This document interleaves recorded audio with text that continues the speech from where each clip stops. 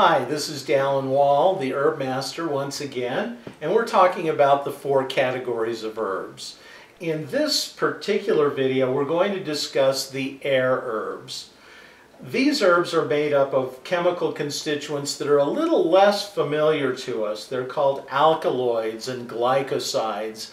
There are several other ones, but they're very active constituents. They make things happen in the body. Now, when you think of these air herbs, they're actually very bitter in taste.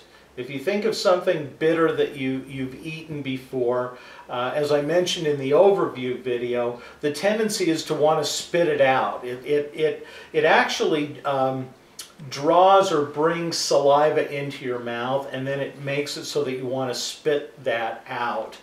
And that's the characteristic of these particular herbs. Now, alkaloids are actually the opposite of acids. We're going to be talking about these herbs in the next video. But the air herbs, the bitters from that standpoint, are the cleansing herbs. What they do is they tend to move things out of our system. One of the most common ones for those who are familiar with herbs is the herb Cascara sagrada. Now that's Spanish, and it actually stands for sacred herb. This herb I have found to be one of the most effective herbs on the digestive tract of cleansing things out. It moves things through your intestinal tract.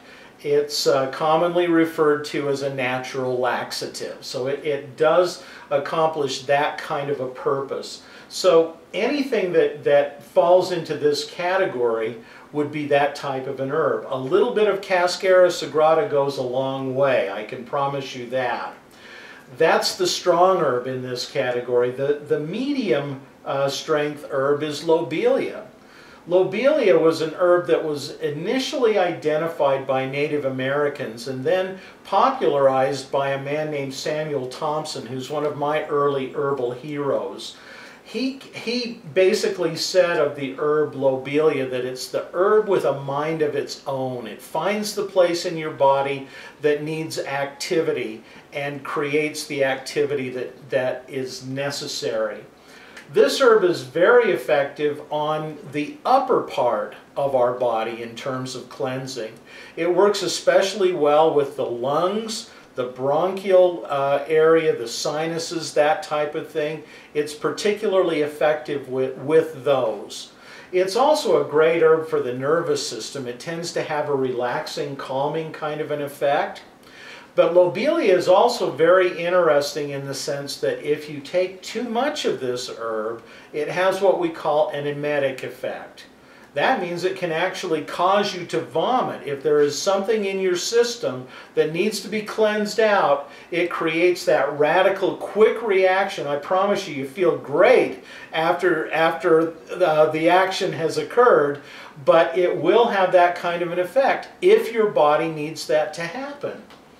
For most people, they can take lobelia and not feel that kind of an effect at all. But if your body needs it, it will have that effect. Now, the interesting thing is that many people today are very familiar with the herb echinacea and know that that is something that is stimulating to our body's immune system. I told you these are very active kinds of herbs, but echinacea is also a cleansing herb. That's part of the body's immune system, is keeping itself clean inside so that disease conditions cannot profligate, can't become more and more potent inside the body's system.